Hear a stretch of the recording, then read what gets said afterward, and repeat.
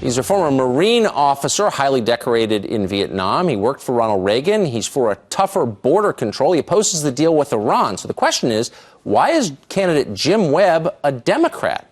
We had a long conversation with him yesterday and asked that very question. Take a look. So just to recap, you said the border needs to be enforced. I think you're suspicious of the Iran deal. You worked for Ronald Reagan. You won the Navy Cross as a Marine officer in Vietnam and the Silver Star. Why are you in the Democratic Party? That sounds like the resume of a conservative Republican. Well, again, I'm not suspicious of the Iran deal. I'm worried about the clear implications of that deal. But I ran as a Democrat. I believe that the Democratic Party is the party that has taken care of working people for many generations. And I think the Democratic Party needs to get back to its basic message. And it has to understand, the leadership inside the Democratic Party need to understand that if you look at the election cycles of 10 and 14, they need to reach out and include white working people in a way that they have in the past. Using the phrase white working people almost disqualifies you, though, from the Democratic Party now, doesn't it?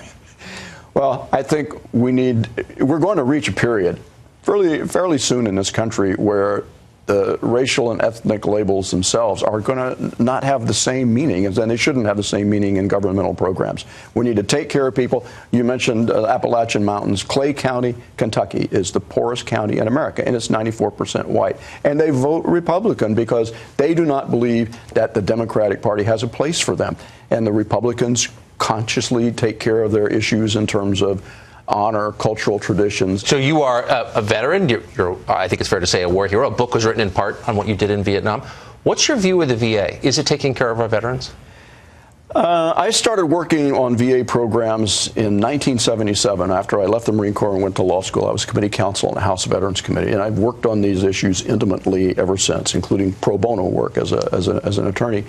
And the thing that concerns me the most right now about the VA programs is the huge backlog in terms of adjudicating cases. There are reasons for this. I mean, part of it is just the combination of the Vietnam veterans aging out of their work professional environments and falling onto the system, needing it for health care. Part of it is the Iraq, Afghanistan veterans coming into the system.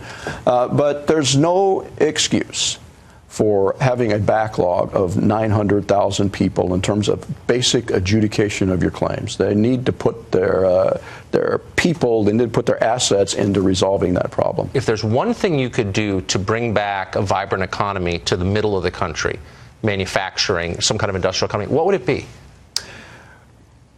Well, I think we need to do two things. The first is to, this may sound odd coming from Democratic Party, but I think we need to lower. All of this sounds odd coming from the Democratic Party. We need to lower our corporate tax rate.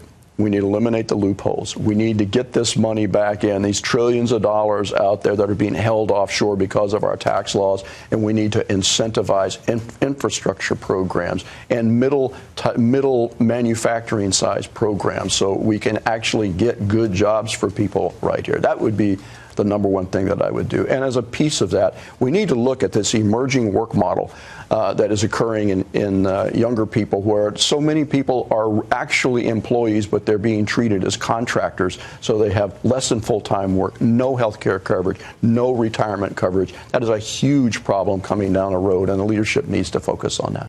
Jim Webb, thanks a lot. Good.